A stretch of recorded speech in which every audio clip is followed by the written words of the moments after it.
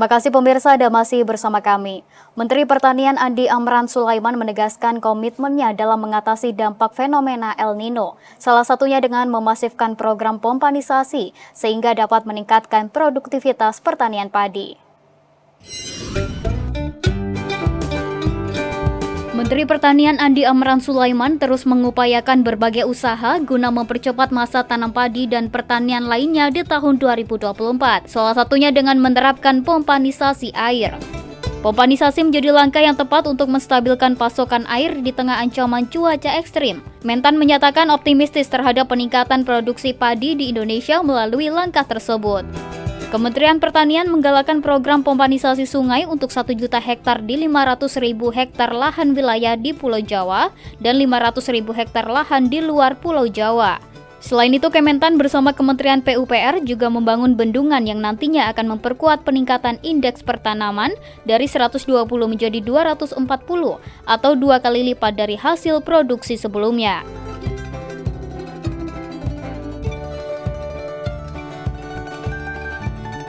Untuk memenuhi target tersebut, Kementerian Pertanian bekerjasama dengan TNI, PUPR, BNBP, dan Unhan untuk mempersiapkan bendungan dan struktur irigasi pertanian untuk program pompanisasi. Mentan menambahkan berdasarkan proyek data kerangka sampel area Badan Pusat Statistik, pada Maret 2024 diperkirakan produksi beras mencapai 3,51 juta ton. Dengan demikian dapat memasok kebutuhan beras masyarakat menjelang Ramadan 1445 Hijriah.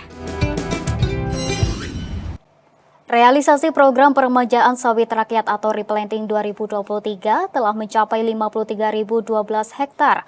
Angka ini meningkat 72,35% dibanding tahun 2022 yang hanya mencapai 30.759 hektar. Meski begitu, realisasi program tersebut hanya mencapai 30% dari target 180.000 hektar.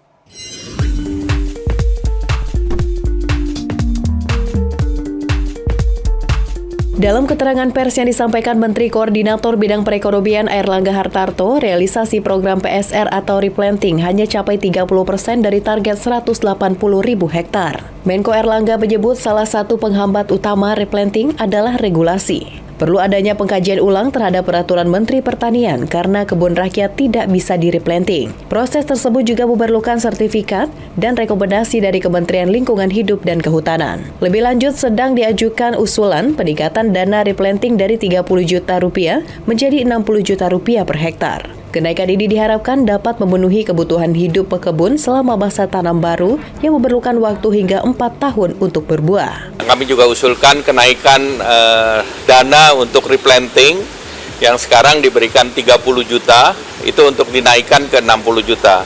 Airlangga juga menyoroti permasalahan keterlanjuran lahan yang menjadi penghambat pekebun rakyat. Dirinya menyebut pemerintah akan segera mempercepat penyelesaian masalah ini karena sudah masuk Undang-Undang Cipta Kerja yang telah berjalan sejak 2021, termasuk pembagian wilayah TORA yang perlu didorong. Oleh karena itu perlu ada percepatan penyelesaian keterlanjuran lahan untuk pekebun rakyat, termasuk untuk pembagian wilayah TORA-nya juga harus didorong ke sana.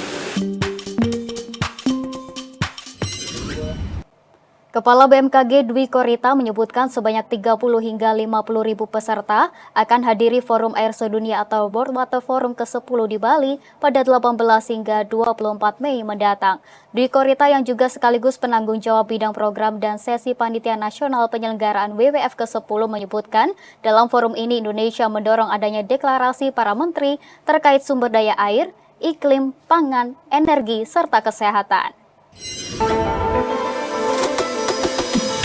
Kepala Badan Meteorologi, Klimatologi, dan Geofisika sekaligus penanggung jawab bidang program dan sesi Panitia Nasional Penyelenggaraan WWF ke-10 Dwi Korita Karnawati usai mengikuti rapat terbatas yang dipimpin oleh Presiden Republik Indonesia Joko Widodo di Kompleks Istana Kepresidenan Jakarta pada 27 Februari 2024 menyebutkan World Water Forum ke-10 yang akan digelar di Bali pada 18 hingga 24 Mei 2024 akan dihadiri sekitar 30 hingga 50 ribu peserta dari berbagai negara.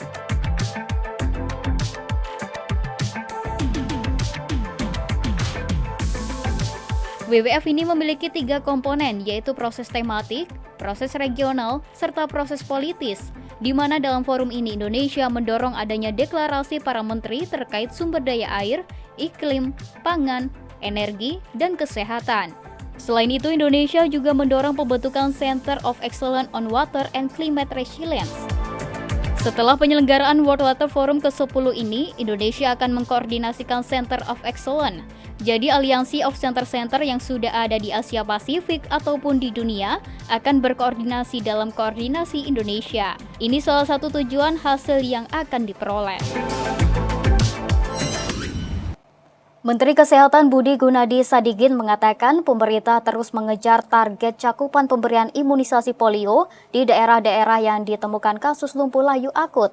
Hal tersebut dilakukan guna menekan penyebaran kejadian luar biasa tersebut.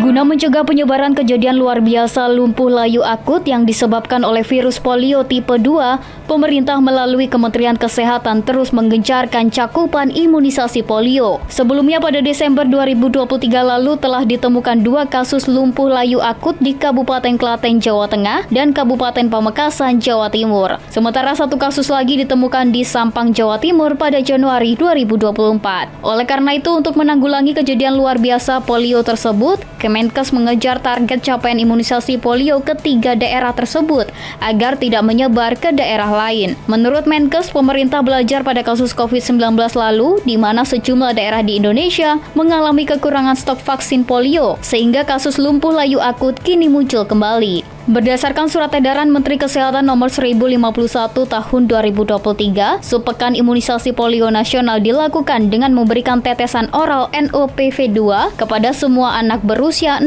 hingga 7 tahun. Kalau yang saya dengar sih di daerah-daerah Jawa Timur itu ramai. Dan vaksin sekarang udah siap. Tadi pagi saya baru ketemu sama teman-teman dari UNICEF, dia apresiasi outbreak-nya polio kita ditangani dengan baik. Walaupun saya bilang memang ini pengalaman pada saat COVID kemarin kan imunisasinya keluar. Jadi kita harus, alhamdulillah sih sekarang laporannya udah 95% dari akhirnya. Pemirsa, kami akan segera kembali dengan informasi lainnya, tetaplah bersama kami.